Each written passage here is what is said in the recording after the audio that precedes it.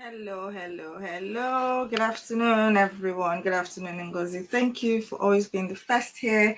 Don't take your time for granted. I don't take your audience for granted. Thank you so much for having me here again on another afternoon, Friday afternoon, our Friday lives. And as usual, I promise to keep it short and sweet. It's the holiday period. I understand that kids are around and they will need your attention. So I'm just going to keep it short and sweet. My name remains Debbie Echo. I'm the founder of your Discovery Coach, and I'm happy to be your anchor for this afternoon. I'm happy to talk to you for the next 30 to 45 minutes on from being a helper to being a heroine and reclaiming your own story. Now let's start. Let's just dig right into it. It's just it's the sort of things that happen, right? We're not talking about, it's not just we're not just going to be talking today, we're just going to be, resetting our buttons, some subtle truths, some things, we may not pay attention to, some things we may not see as a problem, some things we, generally just sweep under the carpet and doesn't, these things they're not generally spoken about. There are quiet fears, there are inner, in the inner voices that we have. They're the things that drive our behavior. And then, we're just going to be looking at one of these things. And in this topic, we're going to be dealing a lot with, over dependence, which is such a, powerful syndrome with, especially with moms or with stay-at-home moms. There's this tendency to be over dependent, to lean on others for strength, for support. Yes, it's a good thing, but let's see where, dependence, crossing the line from dependence to over dependence now becomes an issue. So we're talking about, the woman who gives everything. Moms, we give everything. We are quietly wondering, what about me? You're wondering, where do you stand in the scheme of things? You're arranging everybody's schedule. You're arranging everything at home. You're doing all the mental maths. Like we always say, you want to go out at 8. You start to backtrack and think, and these things just make you to put, all your chores and everything you have to do for your family makes you put yourself at the back. And then you start to wonder, you quietly wonder, there's this quiet voice inside of you, you're afraid to voice it out. What about me? You're afraid to say how you feel, because that's what the society expects from you. That's what's expected for you, for as a mom. How about me? How about my own growth? How about my own schedules? How about how I feel? And it's a quiet question that is in the back of your mind. And then for years, you're thinking, for years past, the children grow, or they, maybe they're young children or they're teenagers or whatever it is. For years you're just giving and giving and giving, and you've really, really stopped to ask yourself, that quiet question when you're alone, when you're at night when you lay your head on your pillow and you are thinking, what about me? For years I thought helping everyone was my highest purpose. For me personally, I would say I have a gift to help, because I love to help. But you get to that point where you think that helping everyone is your highest calling. You say yes, you hold space for people, you run things, you give advice, everybody calls you for something. You're the helper, but deep inside, you're tired. Deep inside, I was tired. When will it be that, someone would take the initiative and do something, other than it being me? When can I? And the thing about helpers, the honest truth about helpers is that sometimes we struggle to ask for help from other people. So you love to help everyone, you love to hold space for everyone, you love to hold space for people, you love when people ask you for advice. But when it comes to you asking for help, there's a struggle. But you are tired inside, but you don't know how to admit it. You don't know how to show up for yourself the way you show up for people. And you're tired, not just from doing too much, you're tired from doing little for yourself. You look at the books you're reading, half read.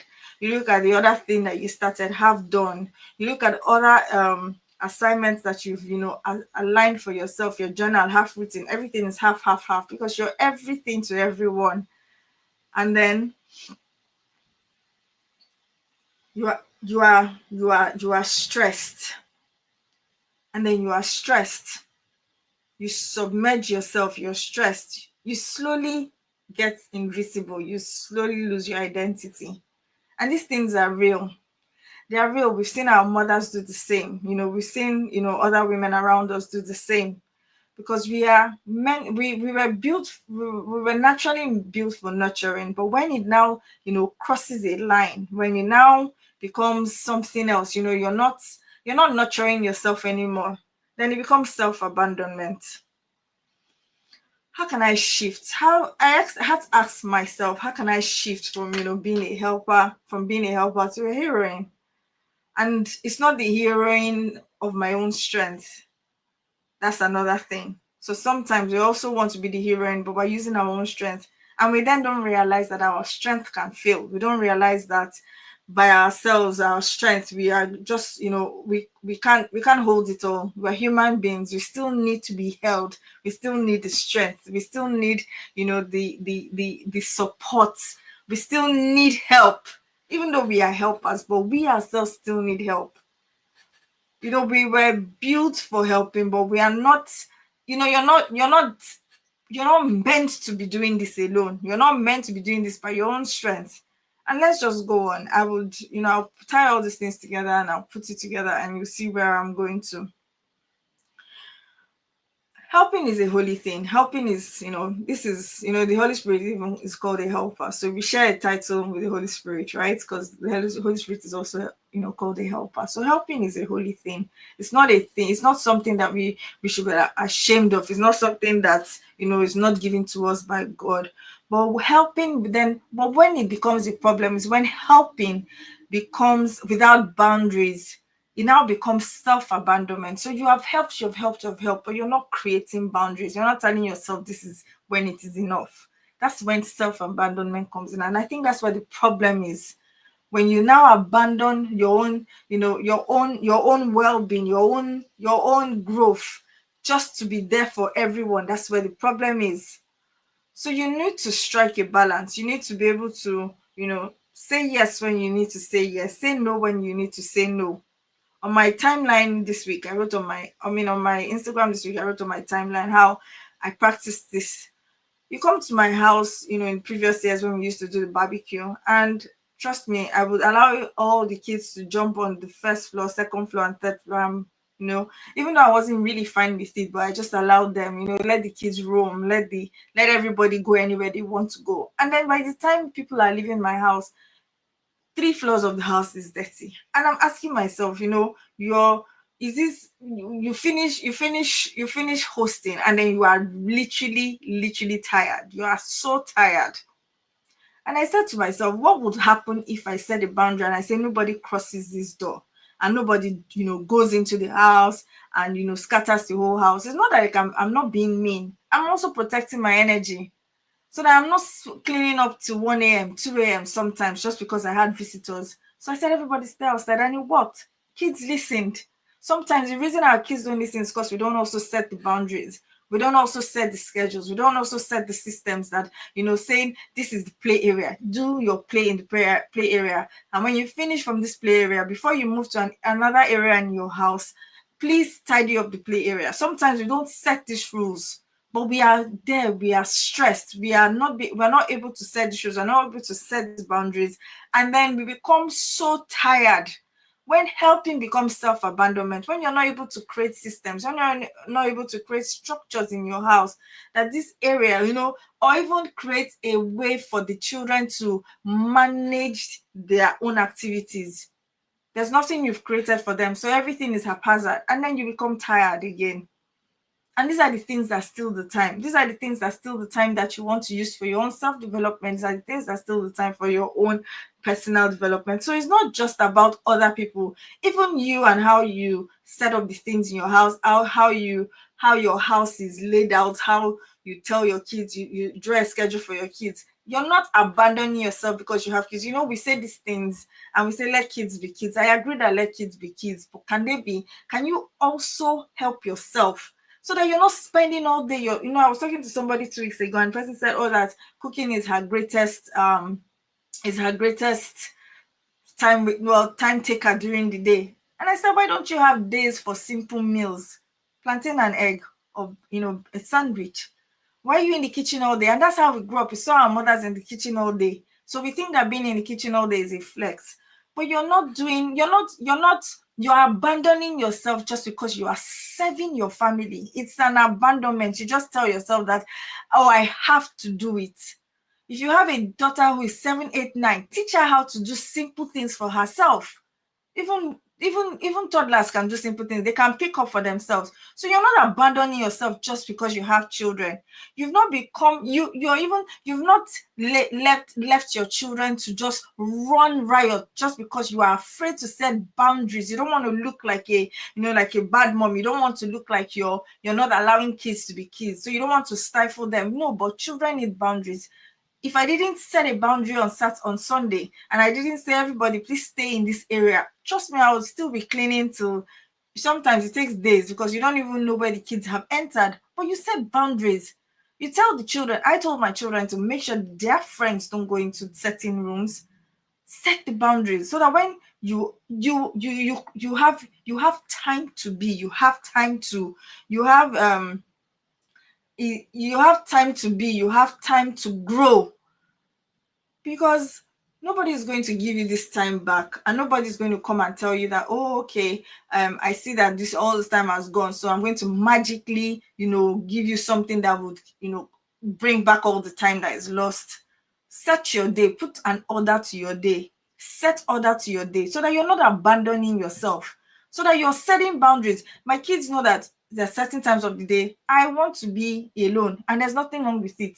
They can play where I can see them, but teaching them from young that setting boundaries is not a means of saying I don't love you. But I also need head space. I need space to breathe, because when I don't breathe, I become a monster. And that's where the yelling comes, and that's where the frustration comes, and that's where the stress comes. That's where everything comes, because you have not been able to set boundaries. You've abandoned yourself just because, okay, I have kids. If you say, okay, I have little kids, and okay, it's hard for them to set boundaries, but you can start teaching them with very little things. Give them a corner and say, in the next 5 minutes, 2 minutes, if that's the attention span of a 2-year-old, give them 2 minutes. Sit down here and draw in a corner. And while they're drawing, you're on your journal. But you're setting boundaries. You're not abandoning yourself, just because. Let's just go on. I said I was going to do only 30 minutes, and I've not even moved on my slides. Hello, Kende. Thank you for joining us this afternoon. So many of us become stay-at-home moms just out of love. We want to be there for our kids. We don't trust them. We trust that, okay, we trust the decision that we are able to not outsource giving childcare to others. It's just different reasons. Or the kids are too small, you're going to go back in a couple of years time to work, and that's fine, whatever you're reasoning with. But love does not also cancel identity. It doesn't cancel who you are. You give and give and give. Don't let it cancel who you are. I don't believe, I have come to the belief that everything that God made was good, including motherhood. So I don't believe that something as good as motherhood, it was created to cancel who I am in God's purpose. I don't believe anymore that what He created as me being a mom is something that would erode me of my self-worth, is something that will erode me of my visibility, something that will erode me of my identity. Why would God create something just to cancel? So He created motherhood just to cancel us as mothers. I don't believe it anymore. There's a lie somewhere that we are taking in, and that's a topic for another day. There's a lie somewhere. We haven't figured out what to do with with this whole process of motherhood, and until we figure it out, we can't call what God has called good bad. We can't call it stressful. We can't call, yes, it can be overwhelming, but then is there the person who made it, does he have a solution for the overwhelm that you face in the motherhood? The person who made the concept of motherhood, does he have a solution to help you to thrive even though you are a mother? The person who made motherhood, does he have the blueprint, or does he have the manual that that it takes to succeed as a good mom, to succeed as a mom? Does he have it? Yes, he does. So I feel like, we've missed it somewhere. Something that, was created for good, we've missed it somewhere. We are losing ourselves, we're losing our identity, we are losing our voices. We don't also realize that we're passing on a legacy of, if you decide to be quiet, if you decide to be invisible, you're passing on that legacy, and then it shows on the children that you're bringing up. So we have to fight this narrative of I'm lost in motherhood, I am invisible in motherhood. You're not. You're a helper and you're a hero. You're someone's hero. Your children are watching you. Remember what we always say? It says when you rise, you give your children the permission to rise. And when you rise, you give another woman the permission to rise. So let's be careful the narrative that we take. I understand that, responsibilities and, chores and everything can be so overwhelming. But is there a solution to it? I believe there is a solution to it. And I believe that when you find what it is, that when you use a thing for what it was created for, it wasn't created for you to be buried. It wasn't created for you to be lost. There was something that this mandate was created for. This concept of motherhood was created for. And when you find it, you will live it to your fullness. But that's not why we're here today. We're going to see other things. So let's see what are the signs that make us to see that we have fallen into the helper's trap. Trap. What are the signs that we have fallen into the helper's trap? You avoid to dream so that you avoid your dreams to avoid guilt. So you're telling yourself, I need to be there for my kids, I need to be there for my kids. So why dream? This thing is real. Why dream? I need to be there. So yes, I understand the seasons of life and how, when the kids are smaller, you do less outside the house just to be with them. But don't abandon your dreams, because they grow.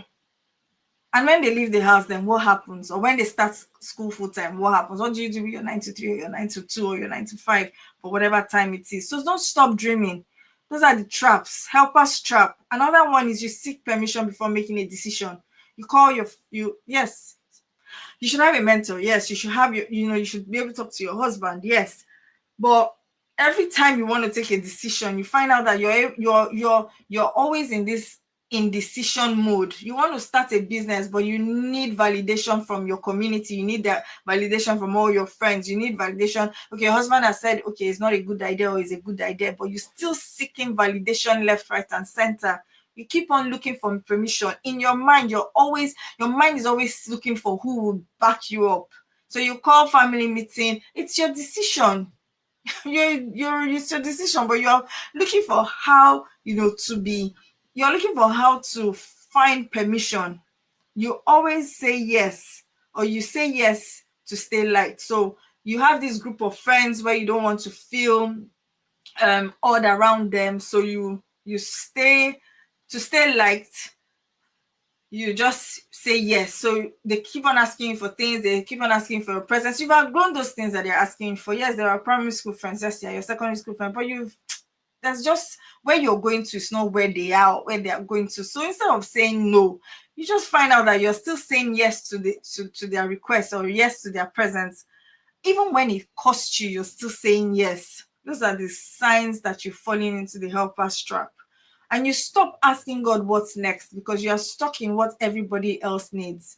So your mind, your whole body, your mind, your spirit, everything is just in what you can be for others, but you have stopped asking Him for yourself. What is next for my life? What is next for my growth? What is next that I should be doing?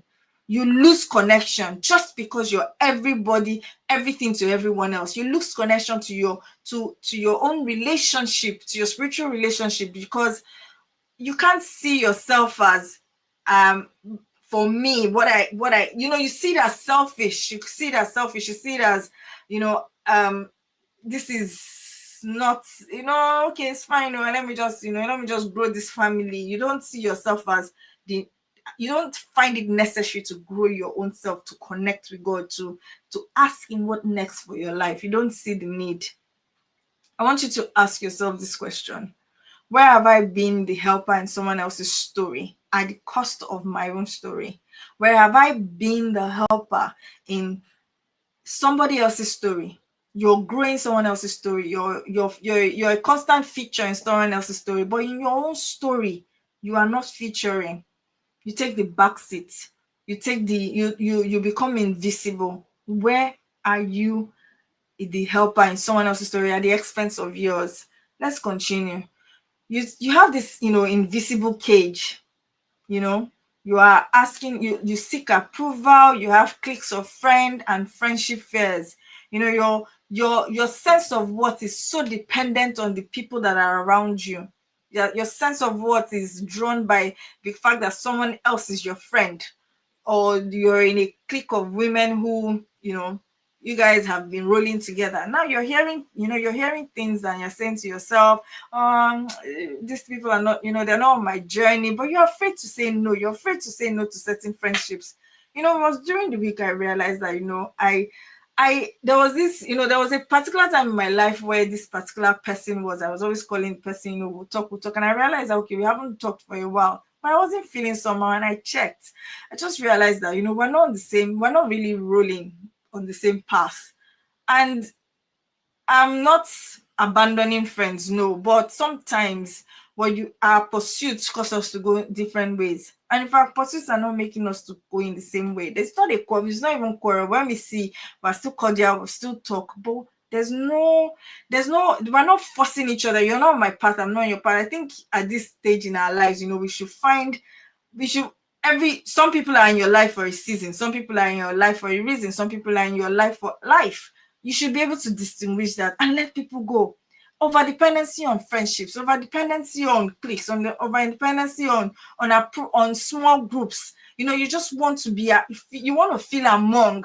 So you don't want that small group of friends, because that's where you get your your emotional high from. You get your emotional high from people. You get your emotional, your feel goodness from them. So you don't want to let them go. And then you just find out that you are there, but you are actually not doing anything inside that group. Overdependence is a thing. It will help, it will ruin your heroine story. It will make you to lose your heroine story, because you need to step up for your own self. You need to say, it sounds selfish, but nobody's going to pursue your growth. Nobody's going to install the habits. Nobody's going to do the things for your growth other than you. It sounds selfish. Even your mom cannot do it for you. She has done her part. She has brought you up. You're a mom. You're now, there's a limit you can do for someone else, or someone else can do for you for your own growth. You have to take that power into your hand. So when you see that you're constantly dependent on a particular person, a friend group, or a mentor to feel okay, ask yourself questions. Why am I doing this? If you can't say no without fear, if you cannot grow without guilt, they tell you that you're becoming too much. Your own is even getting too much. You're doing the most. You're growing, but you're afraid to even shine, just so that, because that friend group is telling you they're a set of people that cannot do the things that you are now growing into to do. So you're like, I don't want to be the odd man out. Don't put yourself out of growth just because you're dependent on a friend group. Don't put yourself out of committing to your own growth just because the clique of friends that you have, or the clique of people that are around you, have decided to stay where they are. If you have outgrown being a chicken and you want to fly with the eagles, please go ahead and fly with the eagles. Don't stay there.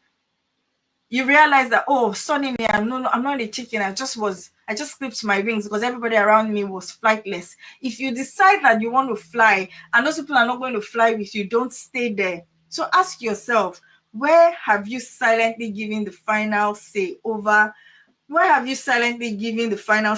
whether you are worthy? So your worthiness, does it come from your friend group? Does it come from the people around you? Have you decided that your worthiness is from just because you're in that group?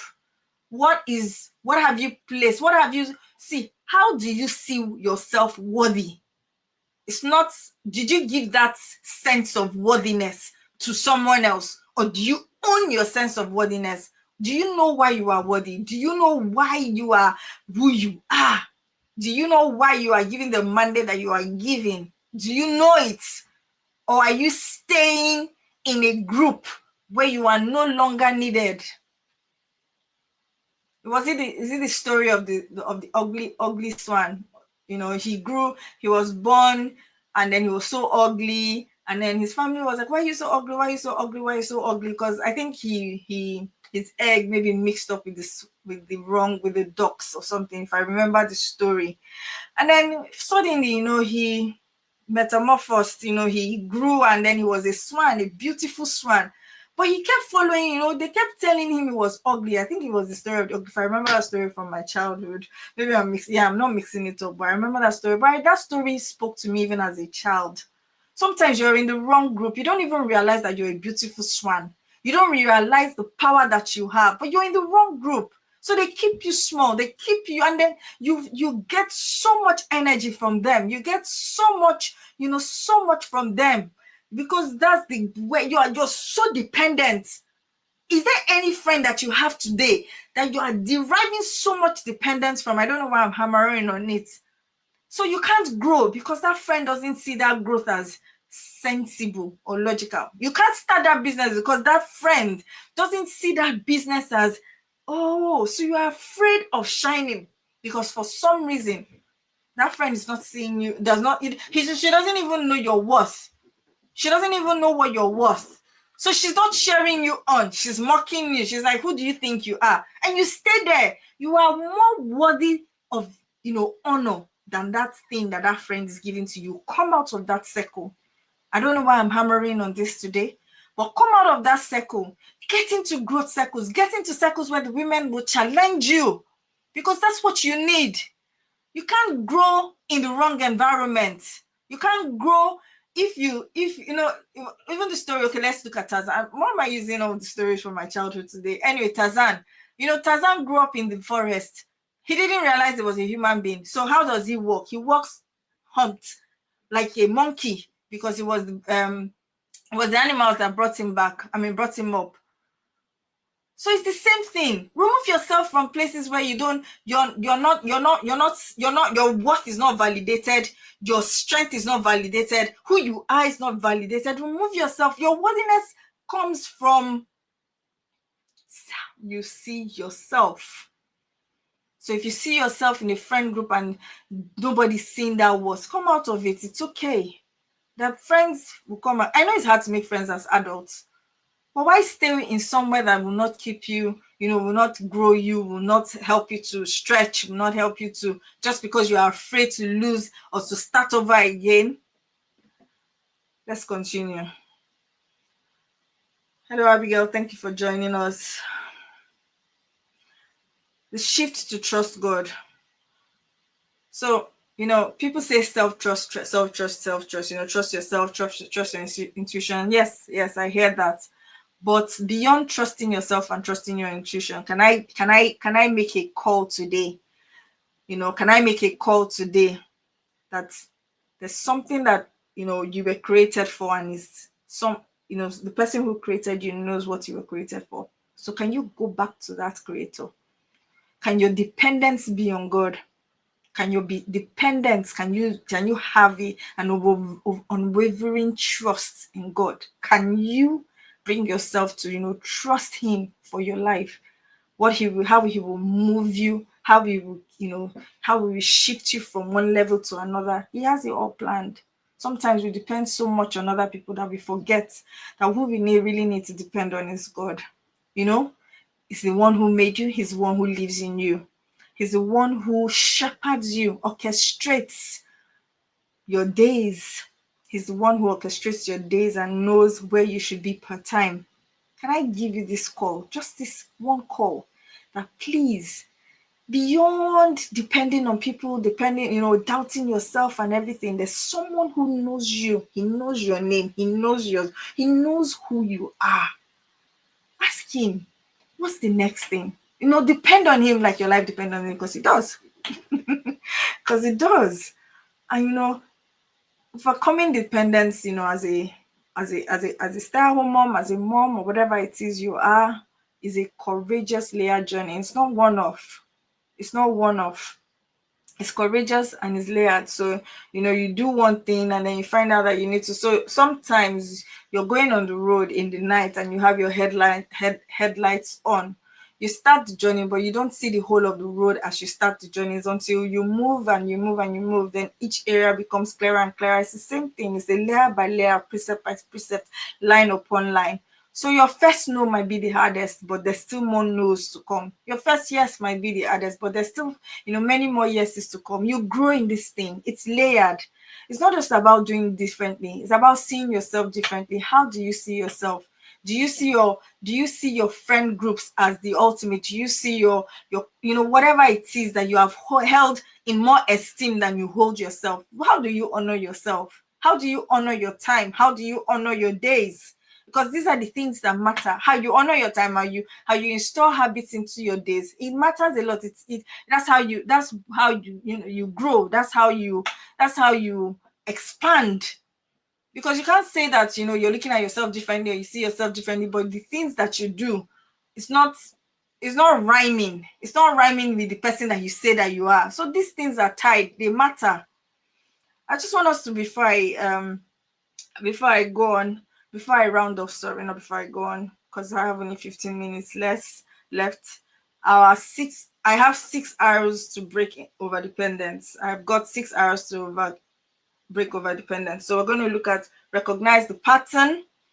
You can heal from if you were in our 5-week program that we just concluded last week. There was something I talked about deeply, and I said recognizing patterns. I remember when I just started my journey into trying to understand things that were going on in me being a mom. I remember talking to somebody a couple of years ago. I think the kids were still very little, and she said, when you yell, write the reason for the yelling. I was like, what's she saying? What she's saying? Because I was like, oh, this. I used to think it was a white people thing. So I said, oh, this white people, what is that? So she said, when you yell, write your reason for. When you're overwhelmed, write the reason, and then you're able to recognize your patterns. So when you recognize your patterns, then you can deal with the thing. So you're not being reactive. You're being proactive. You can deal with it first. And I didn't understand, but honestly, since being a coach, I realized that you don't recognize your pattern, if you don't journal your pattern, if you don't see how something is repeating over and over again, you will continue till you die. That's the truth.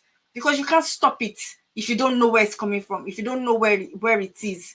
So in our 5-week program, I talked about journaling your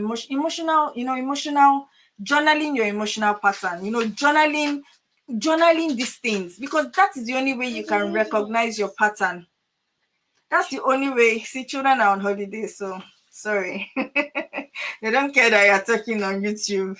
They still need your attention. And as I said, I was going to keep it short today, just so that those of us that need to attend to our kids can go off. But yeah, let's continue.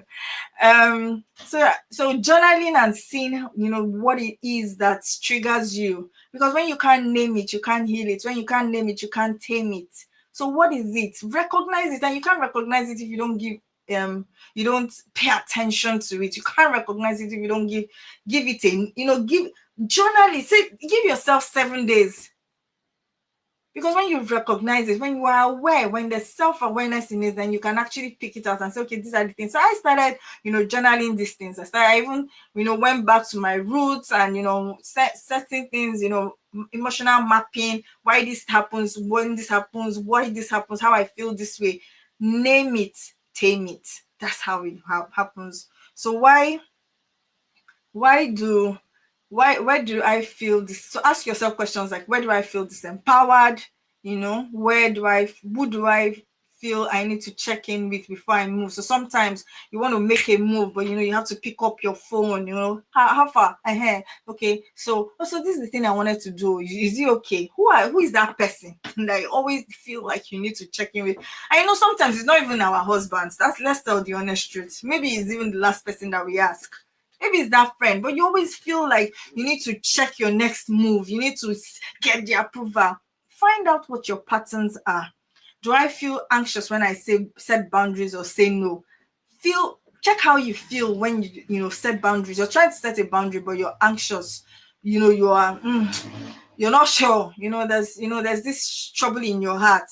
Awareness is your first act of resistance. When you are aware, when you are aware, you set a consciousness around you, so you start to catch things.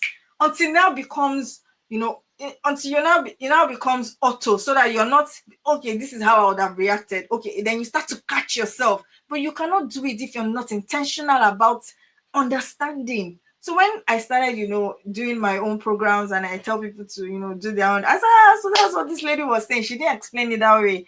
She just said, Jonah, when you yell, she didn't really break it down. But now I'm breaking it down for you, because you would, okay, like for instance, you will realize that the what your trigger is, maybe someone pours water on the floor and doesn't clean it. That's an example. That's one of your triggers. And you tell yourself, okay, why do I get upset every time this person pours water? You can go back as far back as, your own childhood, to find out that this is the things that happen that make every time this particular. So your child can, for instance, write on the wall and it will trigger you. So why is water on the floor a trigger for you? So you start to realize, okay, this thing that this child is doing, it's not as if it's perfect, but when she does this one, I laugh. And that's something we do. Some of the things that our children do, we say is so cute. But when they're so cute, we're not even also correcting them. But they do that one, and so they are confused. You didn't feel confused. You didn't laugh at this, but you laughed at this. But in her mind, there are similar activities. So you need to be able to be aware. What's the next thing? Reflect on the roots. Overdependence usually has a story behind it. Ask yourself questions like, when did I first learn that I couldn't trust myself? Some of us had this whole thing of when we're growing up. See, that's the reason I stopped forcing my kids to wear a sweater when they say they're not cold. I would tell you to carry the sweater, but if you say you're not cold, I want to believe that you know how you feel. We're told you are hungry, you must eat this food. We were forced. You're cold, you must wear this sweater, but you're sweating inside. Then the child starts to realize that I can't trust my voice, I can't trust my feelings. Because when I say I'm not cold, my mommy insists that I'm cold. My mommy insists that I'm this and I'm that. When I'm not hungry, my mommy insists that I'm hungry. So that means in my mind, I can't trust how I feel. Ask yourself these questions. When did I start? When did I first learn not to trust myself? When I said this happened, and then all the adults around me say that this is the way. But this is not how my body feels in this thing. I don't feel comfortable with the sweater. I'm too hot. So I started to learn that even me as an adult, I can also make my children not to believe in themselves, or not to believe in their own voices. So I stopped. You're not cold, fine. Me, I'll take my jacket. And when we get outside, don't ask me for my own jacket though. I'm a Nigerian mom, I'm always cold. But yes, I started if I can help them to say, okay, take a jumper, put it in your bag when you feel cold. But trust me, these children generate so much heat. The way they run, they don't walk, they run. So they're generating the heat. So the thing I'm calling cold, because I'm walking like a mom, maybe, they are not feeling it. And I need to help them to understand that they can trust how they feel. Obviously, there will be things that I would insist on, especially when it's things to do with their safety. But little things like what they will wear, or how they feel in a particular cloth, why am I arguing with them? Why am I insisting? That's how we build lack of trust in our kids, and that's how lack of trust was built in us. Ask yourself, was love or safety conditional in my childhood? Who did I learn to please to feel worthy? That thing of, if you don't come first, you are the bad child in the house. When you come first, everybody celebrates you. How was love shown in your family? How was love shown as a child to you? These are the things that cause us to, as adults, these are little things that cause us, we don't even know it's in our subconscious. And like I said when I started, I said that overdependence and this thing is subtle. You don't even know. You don't even recognize your pattern. You don't even know why you're acting the way you do. But when you start to give credence, you start to give thoughts to why you think about your thoughts, metacognition, you start to give credence to what you're thinking, then you are able to look at where these things are coming from. Sometimes it might take years, sometimes it might take months. It's not a rush work. Self-work, healing work is it's not a rush work. It's not something that you say, okay, I've done it for 7 days, okay, I'm done. No, because these are the things that some of us have lived, so many years, and we're just coming to realize. So it will take as long. Overdependence often forms in environments where your needs are met, and where you learn to survive by attaching your value to others. So you learn to survive just by being, if mom is happy with you, then you are happy. If dad is happy with you, then you are happy. The third one is you're going to rebuild your inner authority. So you've always outsourced your yes and your no for too long. So you wait for the group approval before you say yes, or you wait for the group approval before you say no. Something like a peer pressure type of thing. Even adults face peer pressure. There's nothing you can tell me. I faced it, and I had to be sincere with myself. You said outsourcing your yes and your no. It's time for you to take it back. Start small. Start with small things. How can you rebuild your inner authority? Start with making one decision today without asking anyone. A small decision. Just start it. Make a decision today without seeking validation from your group or from your friends or even from your children. You want to tell your children, dinner, what are we having for dinner? I've made a decision. We're having rice and plantain, or we're having lasagna, or what. I've made that decision. Everybody stick with it. So you're even your children, you are trying every time you want to ask, lunchtime, dinner. Oh, what do we eat? Okay, I've made the timetable. If we're not there when we're all making the timetable together, sorry, this is what we're eating this evening. Because you know that what you eat in the evening is a brain. I call it it takes up brain space massively. What? This one will say no, this one will say yes. I've made that decision. I don't need your validation to feel like your mom. I've made it. We're eating rice this evening. Maybe that's what we'll even eat this evening today. But what am I saying? Take that decision. You're not using brain space that you can have used to grow yourself, to sit down there, be deliberating with 5 and 7-year-olds what they would eat and what they wouldn't eat. No, speak your opinion even if it shakes. Tell your husband how you feel. Do it. Don't outsource how you feel. Don't outsource how you feel to someone else. Practice being okay with others not liking your boundaries. It's okay. You don't like my boundaries. That's fine. You came into my house. You wanted to go and sit in the kitchen. And I said, don't sit in the kitchen. Let's stay here because this is the only place I want to clean. That is fine. Don't like my boundaries. That's okay. Because people who understand boundaries, they're the ones that will help you. If you don't understand boundaries, that's fine. We don't need to gel, I'm not saying, I'm not asking you to be rude or anything. I'm just saying that sometimes we bend so much that we become so uncomfortable. And this discomfort now makes us to be resentful and to be bitter. And it's not even the friends that or the situation. Sometimes we take it out on our kids. You don't even understand why you're yelling. You've gone out, you've come back, or you finished from a phone call, and then your head is scattered. You're yelling. Why are we outsourcing these things? Let's just go on. Self-trust is rebuilt in small, repeated acts of integrity with yourself. Small, repeated acts of integrity with yourself. Remember, I'm not saying with anyone, with yourself. When I need to say no, I say no. When I need to say yes, I say yes. When I need to switch off, I switch off. It's with myself first. So I'm taking it with myself. When I say I'm going to stand up at 5 o'clock to journal, I stand up at 5 o'clock to journal. I'm also teaching my brain to have integrity. That when I say something, I mean it. So when you start to have integrity yourself, your brain takes you seriously. It's not about any other person first. The things that I said I will do them. They start to take you seriously. And that's when alignment starts to happen. What you feel in your body, what you say in your spirit, what you say in your soul, it aligns. You are living in alignment. You're not living somebody else. You're not living scattered. Let's go on.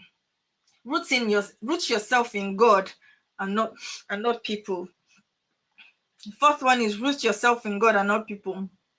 When people become our source of safety, approval, or peace, we will always feel anxious. People are, what's the word? They shake. People are not. So, what's the word I'm looking for? People are, shake. They're not firm foundations. They can shake. So you may come to me today and my mood is moody, or my mood is dark. So I don't know what to expect. And it's not your fault, but it becomes my fault when I start to when you become my source of, safety, or you come to me, you are feeling really low, feeling really down, you come to me to ask me for help. But me, I'm also feeling really low and really down. And at that point, I want to switch off my phone, switch off my light, switch off my time, switch off everything, and just sleep. But you've come to me with your problem. I'm not the rock of ages. Please depend on God. Don't let your source of approval come from people. Do not let your source of approval come from your source of safety, come from the people around you. Even your husband needs some time out. So he cannot be your only source. Overdependence on your spouse also makes the relationship shaky. He cannot be your only source. He cannot be the butter. He cannot continually be the butter on your bread. He can't continually be. He's also a human being. He needs to time out. He needs the strength that you are also looking for. He has gone to work. He has had a bad day. So find a way to not make people your source of approval. I texted this person, she didn't text me back. I texted my sister, she didn't text me back. I texted my mother, she didn't text me back. Are you realizing that sometimes you text them at the wrong time? They also need the help. So when you make people the source of safety, approval, and peace, it becomes a recipe for disaster. It becomes a recipe for failure. It brings anxiety, it brings depression, it brings uncertainness. So these are things that are silent. Oh, I'm not going to text this person ever again. You start to feel very lonely. You start to feel very pushed to the side. You start to feel very, I don't belong. No, it's not because you don't belong. It's also people also are not, they're not who we are. Yes, you have friends that are dependable, but can you give grace and can you give space? That's what I'm saying. My sister is so dependable, yes, but can you give grace and can you give space? My husband is so I'm supposed to be his A to Z, yes, but sometimes he needs to start at B and C because he cannot be the A. He can't. He's trying to, but he cannot. Let's go on. Freedom comes when you realize your worth is inherited, not negotiated. Freedom comes when you realize that your worth is inherited. Who you are is inherited. It's not negotiated. You don't negotiate it because of another person's feeling. You don't negotiate it because of another person, how another person feels. No, you don't. You inherited it. You're a child of God. Come on. And that's who you are.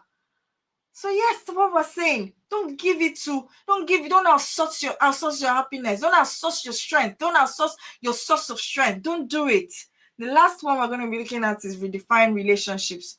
5, redefine relationships. You teach people how to treat you with what you tolerate. So I'll give a story. I don't know if she'll probably be listening at a time like this. My niece came to my WhatsApp and said she was complaining about something. The thing she was complaining about, I would not tolerate it. No, I wouldn't. I'm sorry. It's me. I won't tolerate it. I said, explain what you meant by this, just so that we're on the same page. And she said, oh, that she's just ranting. I said, not on my timeline, not in my WhatsApp, not to me. Never again. She said, yes, Aunt, I've heard. If it was before, I'd have done, just not to annoy her, I probably would have tapped LOL. No, it's not an LOL matter. On that matter, I do not take it. I will not take it. So I wonder, I said, next time I want to complain, find another auntie or find another, person. Don't come to my own DM to complain about this particular thing. Don't complain about it in my DM. Don't complain. Don't bring it to my WhatsApp. You teach people how to treat you by what you tolerate. What are you tolerating?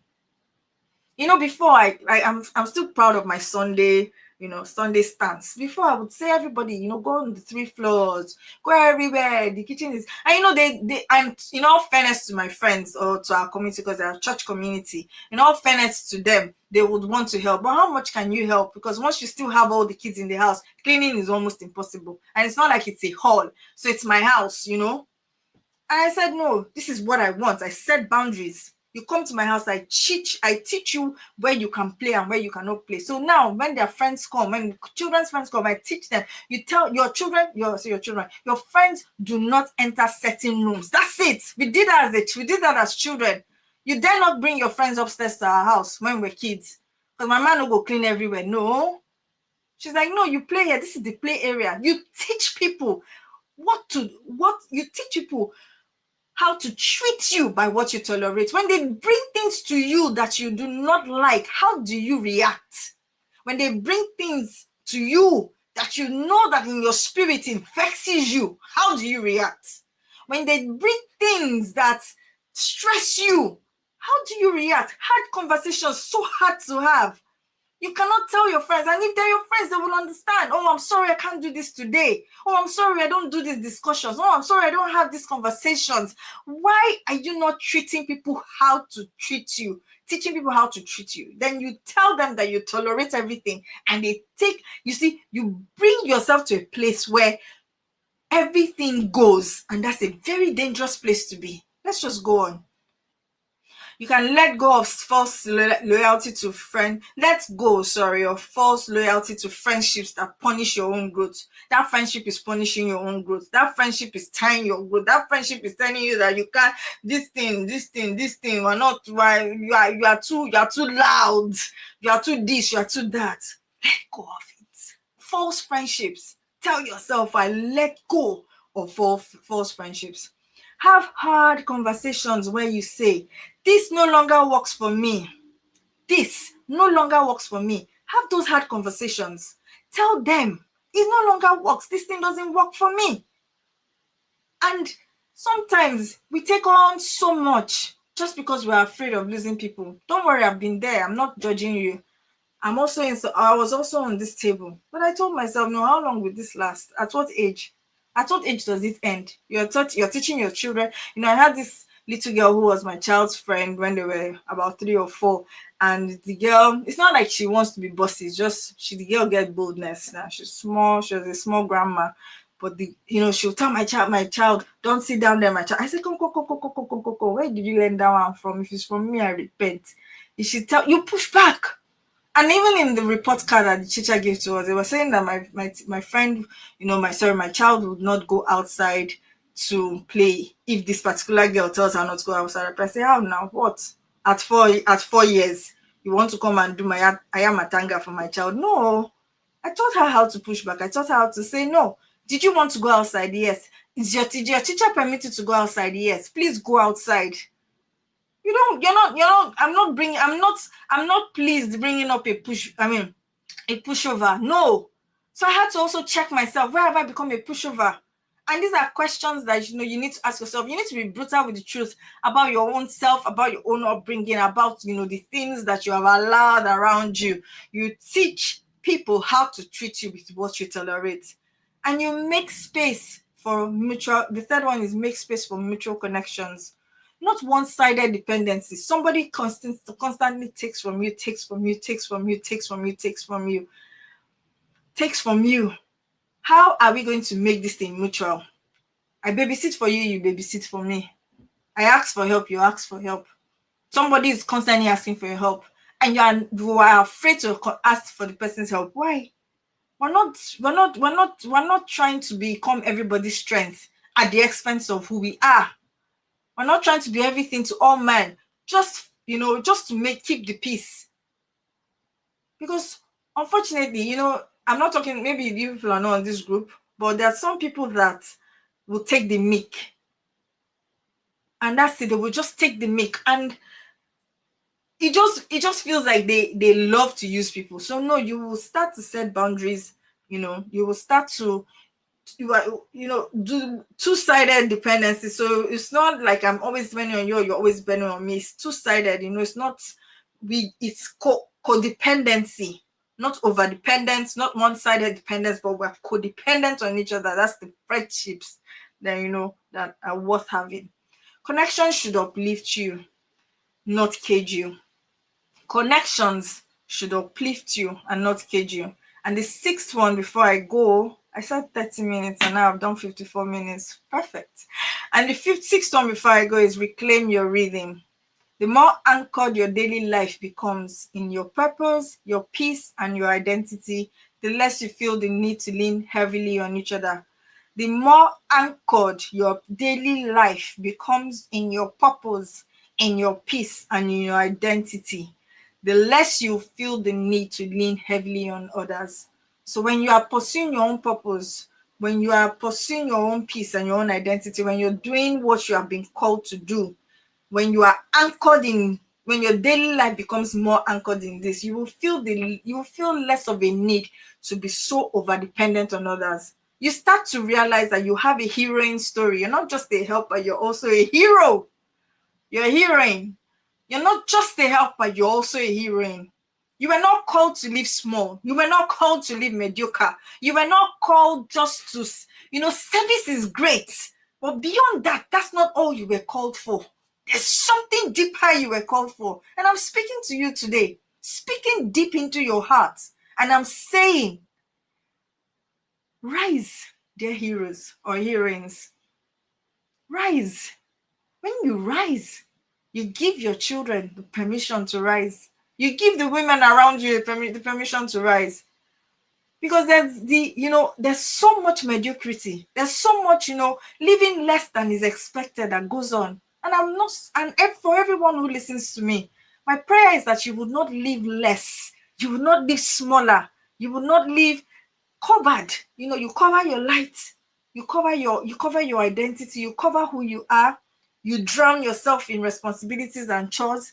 You drown yourself trying to take care of everybody. You drown yourself trying to, be everything for everyone. You drown yourself in friendship groups. You drown your friends in cliques. You drown yourself, with the community around you. Come out of all that and see the heroine in you. See the heroine in you. Your voice matters. You have value. Your identity is rooted. Come out and live without apology. As I'm going to round off this evening, this afternoon, I want you to think about it. You may feel unsure, but you're never alone. You can trust the shepherd of your soul. You may feel like you need to lean on your own understanding, but you don't need to. There's someone that will shepherd you and bring you to a place of fulfillment. He's willing to. That's the person you're depending on. Not friends. You're not outsourcing anything, but your dependency is on him.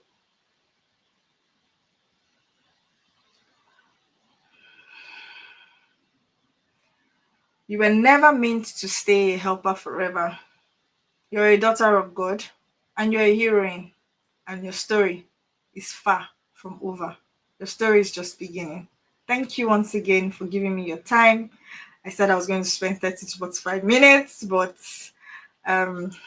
we're here now and we have come to the end. DM me if you want a journal for this particular session, just something to guide you as you ask yourself questions. You can journal, you can DM the word heroine and I'll send you a journal for this particular class. And if you want to join if you want a one-on-one, you want to discuss, sometimes we need to talk, we need to discuss, we need to, have one-to-ones just to unpack, the things that are going on in our life, because everybody's situation is different. DM me for a one-to-one. You're always welcome to DM me for a one-to-one. You have a 30 minutes preliminary session and we'll see if we're a good fit for each other. And I'll be coming here. 5-week program will be starting again. Just keep your eyes peeled for the next cohort. And thank you. I remain Debbie Echo, founder of Your Discovery Coach, and I'm thanking you for your time. And remember, your story is far from over. Hey mamas, let's start living.